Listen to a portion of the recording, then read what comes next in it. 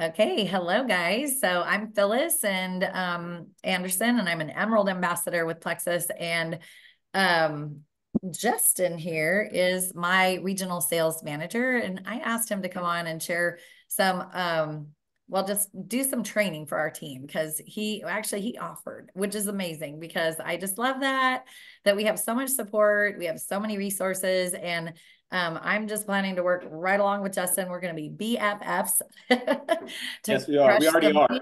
Yeah, we are. We're going to crush some goals, and he's here. He's in it for you guys. Okay, so tonight I asked him if he would share like some common objections that come up when with sales. And Justin was in sales. Is it 7 years? You were in kind of like some high pressured sales. 7 to 8. Yeah.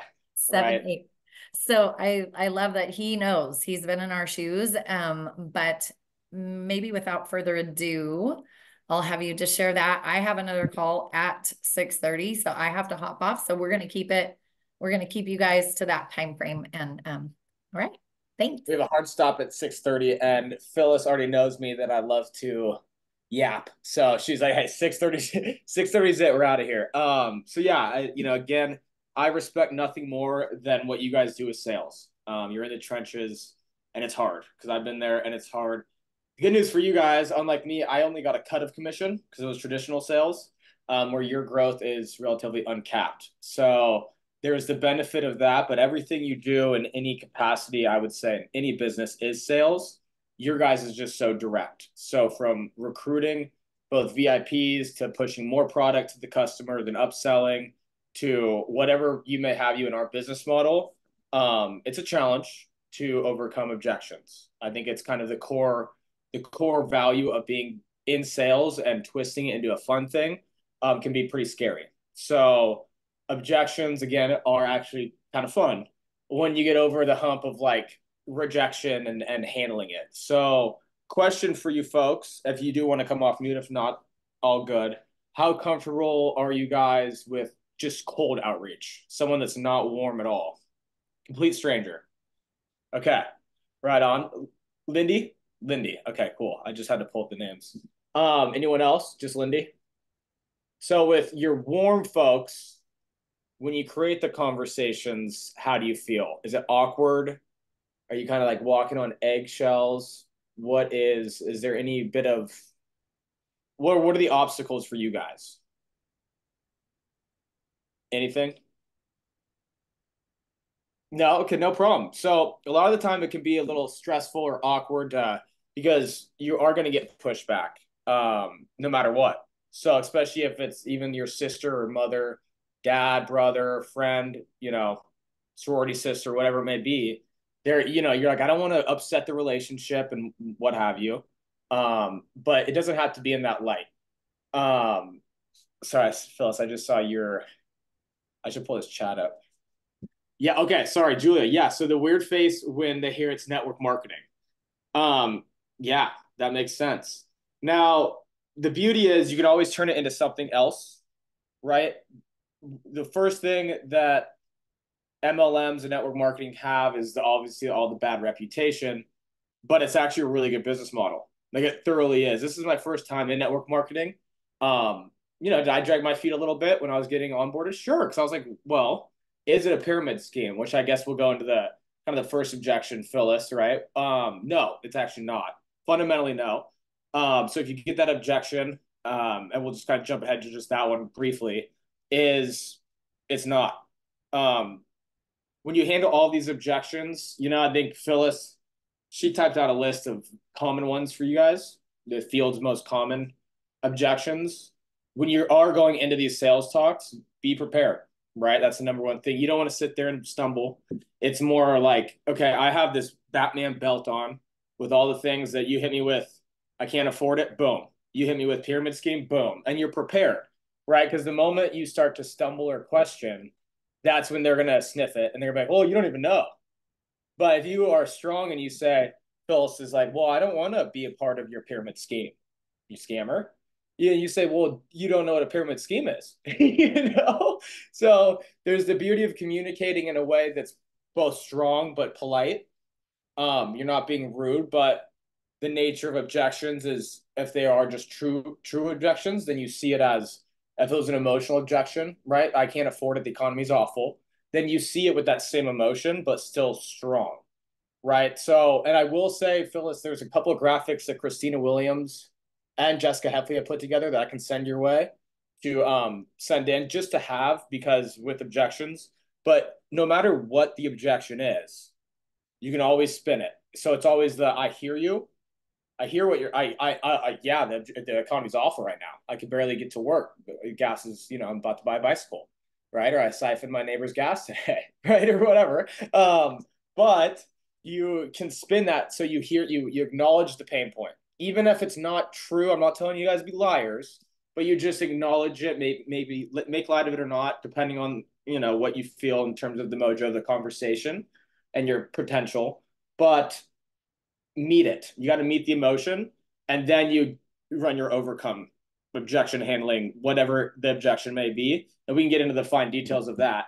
But with the pyramid scheme one, it's like fundamentally, when they hear it's network marketing, of course they make a weird face. I'm sure we all did at first, unless you're from the industry and get it. The first time you hear it, you're like, oh, wait a minute, But that doesn't have to be that way. And if they say it's a pyramid scheme, it's actually technically not at all because the product is a staple of how you guys make money. Plus, the whole thing about a pyramid scheme is the investment goes up and then there's no return. So that's just not the case.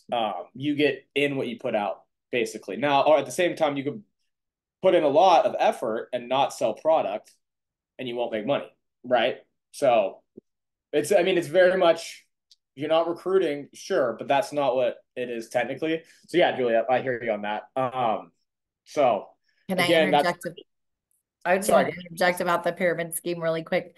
What I ask now when I hear that is like, it sounds like you've had well, number one, I say pyramid schemes are illegal. I'm happy to provide you with a link, because you can just look it up. What is a pyramid scheme? And you can send them that because we have product that was exchanging hands, like Justin said. But then I'll ask him, like, it sounds like you've had an experience in the past that might have been a little like lame or something. Can you tell me a little bit more? So you're not being defensive. You're just asking good questions. And that's what I find with most objections is like, dig a little deeper with it for them because like money, it's never about the money. They're going to spend money. You just didn't create enough value. You didn't provide enough education, or maybe they're just, you caught them at a bad time. And so that's when like you can go to like, hey, you know what? I've got a sample here. You want to try it? Or why don't you hop on this call? Like, let someone else be the third party validator to, you know, create more value because they're missing the value. If somebody's like, oh my God, that's on sale, I'm buying it. I've bought so many things like that. And I come home and I'm like, I'm not even using that. but that dang sale got me. Anyway, keep going. You're spot on, right? Because it's on sale. You're like, well, I'm now getting way more value out of my investment's big now, right? All of a sudden, small initial with the big ROI. And I think you just kind of nailed exactly where I was going, Phyllis, and I love that because it's what we would call discovery calls in what I'm from, which is questions, right? So you dive into what that objection is, right? So exactly with pyramid schemes, like, okay, well, what was your previous experience with network marketing, or are you just completely blind to it? Have you never been a part of any network marketing, right? And so you start to ask these questions and again, this is part of your preparation, which will be second nature to you eventually. If you just kind of wire it in. I mean, you can go as far as looking yourself in the mirror or not, just like maybe talking to your dog or your wall and rehearsing a little bit of this, just so when it comes out, it's polished and you're not wavering. But you ask them questions in a way that kind of just it funnels into. So what you really do need is financial freedom, and what you really are, you don't have time. And at the end of the day, what I'm going to show you is that you now see that what you are looking for is more time on your calendar. You don't have time to share, and I get that because no one has time. We have 24 hours in this day, and I get 5 hours of sleep. And I still don't have enough time. Now, right? And so you lead this funnel into a way that they can see then what you're actually asking of them and showing them, which is more time on your clock, with the freedom of a business model that allows you to have more time on your clock with a revenue, right? And so a big part of objections, mind you, sometimes it's just a no, and people are too nice to just tell you no. They're just whatever forces may be in their life or not putting them open to what you're trying to sell them, right? In this case, is really rad, right? In this case, it's like a really good thing. So it's very much just like so genuine no, and they can't just say no, and that can be really frustrating in sales, especially like when you put a lot of effort into someone, one of your dreamers, say, and you just know it, but and you put a lot of effort in. Um, yes, absolutely, Lindy. I think that's unique. So she doesn't have to talk about herself. I think that's the pain point is that it's actually not about you at all. And those questions that Phyllis asked and those Phyllis, those questions in that discovery phase, as I would call it, are actually all about who she's talking with.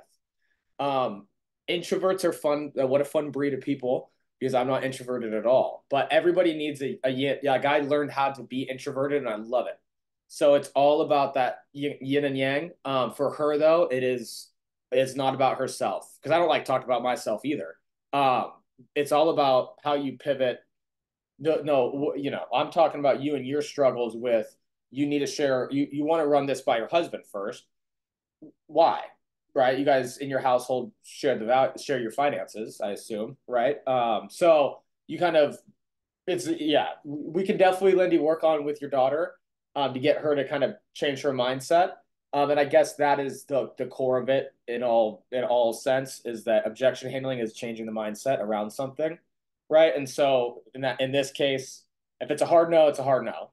You'll know that in my rule book was always three objections, and if they're like totally off the wall, like random three, then it's like okay, I get it. It's just a no. Fine. Here's my number when you realize you're wrong.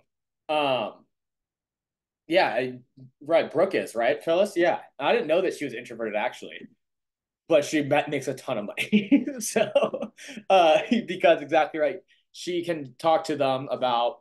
You don't have to talk about herself. She talks to them about them, and she probably seeks the value in that. That's probably a true value because it's fun to learn about people. It is. And with that, we're selling a product that's good for people. So if you can find the value of what Plexus product is worth, which is like insane to me. That's one of my big selling points when I joined the team is that it's really good. We're not selling snake oil here. It's like legitimate product that legitimately changes people's lives. From like non-compliantly, I could say like illnesses, diseases. Like it's like a kind of a magical thing that is again exciting for you guys with gut health becoming a hot topic nowadays. People are starting to really look at gut health and the brain, right? Between the link between your gut and your brain is fantastic, let alone other issues. But right. So you get into and Phyllis, I like that you're tapping into the goals because that kind of points to, and it's one thing that Heffley always talks about, and I'm sure Brooke as well, when you're onboarding. And I know Phyllis, we said this when we were speaking on retention, because when you talk about health goals with people, what is it to lose weight? Okay, well, that's not going to happen overnight. We need 90 days. Try the product for 90 days. If you're only willing for 30, I'm not going to sell to you. I mean, I will, but I want you to actually take this seriously. And it's not going to be taken seriously if it's a 30-day thing. Try 90-day cycle. And, we'll keep working from there. If you hate it, if you blew up, you blew up. But, with that said, detox is a real thing. So you're going to struggle maybe if you've never cleaned your gut, if you never cleaned your system. So maybe a little prep for them to say, hey, just so you know, some people that take reset or go with the triplex with a real quick asterisk of a corporate plug, which is true, ease, because ease is the number one retention-based product. And actually, to our statistics show, ease by far, people that buy ease retain it for the longest because it works. But in addition to triplex, it works really well because triplex can again, that detox can kill you and the ease kind of takes the edge off. So yeah, ease is a good one to pivot people on when they're in. Let me just say, detox won't kill you. Yeah, it's not a drug withdrawal. Justin. We're good. Yeah. Yeah. It's not going to kill you. It's not going to feel great. It's not gonna feel too good. The Right. eases the discomfort. Yeah, yeah, for It sure. does indeed. And then on top of that, for your gym junkies, right? Why don't you go to the gym? You want to go to the gym? Why not? Because my shoulder has a ton of scar tissue in it. Well, ease, and then I'm gonna put some active with it. So we're gonna go ease and active, and you're gonna have that's your little pre-workout. So there's a lot of ways to pivot, I guess, the idea of the business model and the products in a way that are digestible to folks because there's obviously you're gonna have your objections on network marketing. But if they were to see it as you're just a sole proprietor, your business with Plexus as your overhead, we're assuming all your distribution, your product, development, everything, your market data, and all you do is the core fundamentals of sales realistically and build your branding, right? So your brand, and so you can position it in a way that wakes them up to, and I mean, I'm not telling you to lie at all, but position it to change their mindset first.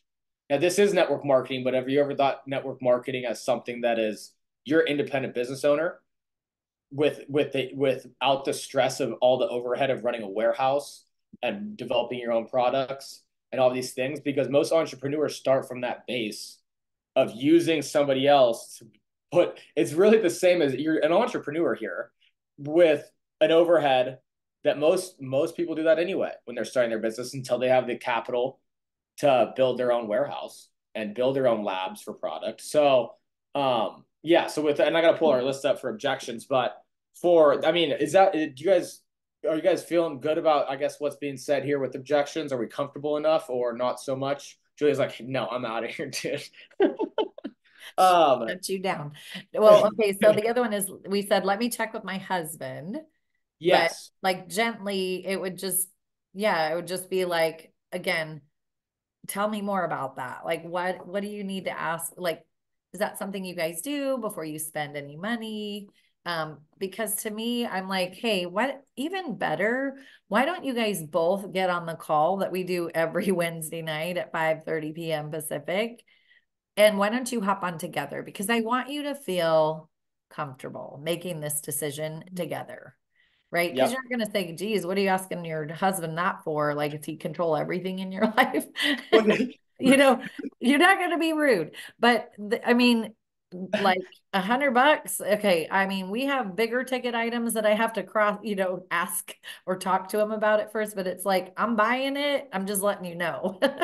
um, but yeah, if that's something, it's like, you just dig a little deeper. Like Justin said, it's like, maybe that's not, they just are having a hard time telling you no. And so Yeah. they're going to come up with an excuse. And so that's really kind of the husband is an excuse. It is an excuse, and it's an excuse that you can break down. Because sure, maybe most of the time that's the case. It is an excuse, but if you can break it down and they're being nice enough to get a foot in, and still if they're kind of seeing the benefit, but they're just throwing a little bit of just a little bit of pushback, right? Which I would read as that husband objection, which is just a little bit of pushback, and that's why it's important for you to know when a no's a no. Yeah. But to never give up early either. And so yeah, and Phyllis, I will say that is a downfall of mine in my everyday because in my sales it was contractors and directors of IT. The contractors in particular, it was you talk tough. You talk tough. So you did. You just kind of pushed back, but in a way that was like they respect it. But it's like, well, okay, so in this case, traditionally would be like, well, do you? And I always kind of made light of it, but like, do you tell your husband when you go to Whole Foods? So like, Yeah. what, right? And so what, again, there's a way of being, and it's all up to you, right? It's all up to all of you, Camilla, Janelle, Lindy, however you guys, Julie, I know you're still here. However you guys push back in a way that's polite to you and in your character, because I'll be the first one to advocate to being yourself. Yeah. Um, that beyond just trying to sell anything, just be yourself, right? And so that is just kind of more intrinsically to me. If you're just super nice, bubbly, I love that. I wish I was more that way. And so yeah, be that way but just make sure you are confident in how you don't fold, don't buckle to, oh, you okay, I get it, talk to your husband. Instead, I like that, Phyllis, where it's like, well, okay, well, like let's bring your husband into the conversation. And Yeah. so can you dial him in now? Where is he? Let's do a group chat, right? Let's Uh, do a group chat. you Let's FaceTime. know Let's what? Yeah, let's push just that camera right now. Yeah, it's just FaceTime, dude.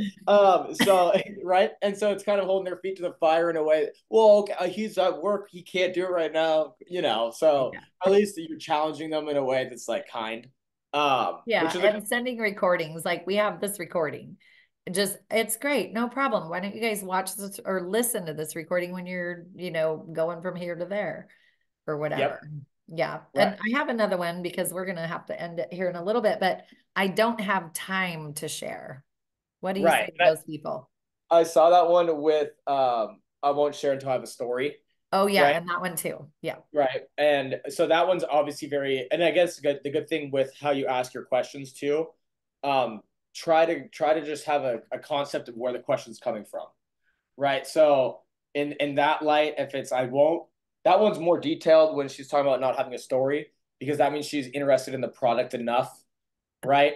But and that's also why the comp plan has 100 PV personal order as a demand, right? Because we do only want people that take the product to share it because it's good, but also because it's important, right? So that's enough. We'll start with I don't have the time, right? And so again, you would ask your questions, right? So like I would always start with like recognizing it. Yeah, I get, I don't either, right? But so what, are you working full time? You kind of dive into the day to days for them and then pivot that into what I'm offering you as you share and as you grow your business is not that much time out of your day. I have Phyllis, I have Camilla here who she works a full time with 3 kids, right? And 3 dogs with that, and she still pivots into, or Phyllis for you, right? It's like I've worked my butt off while I developed an emerald level business here, Yeah. almost sapphire, soon to be diamond, Yeah. right? And so those are, it's okay. I'm not asking for your time. This is more time us going back and forth with your objections than the time you needed. All I'm asking for is out of your day, 7 days a week, say Sabbath and Saturday, 5 days, right?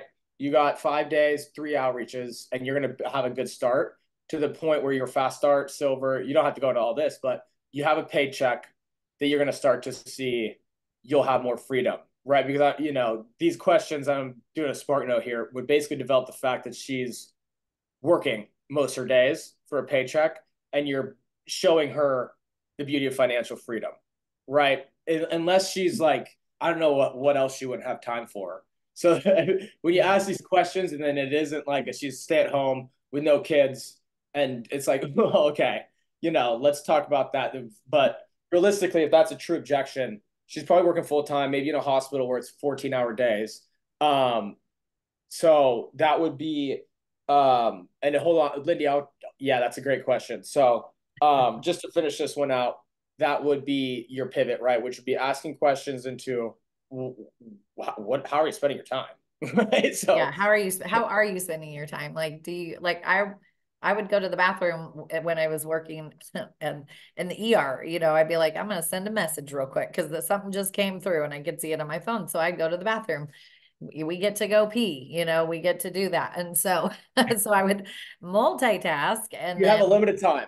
yeah, I have a little bit of time. And so then at lunch break, I would be like, hey, I can hop on. We had a computer in our break room. I can hop on. I signed up 3 people in 30 minutes one lunch break because I told them this is when I'm going to be available. And I made sure I took my lunch then.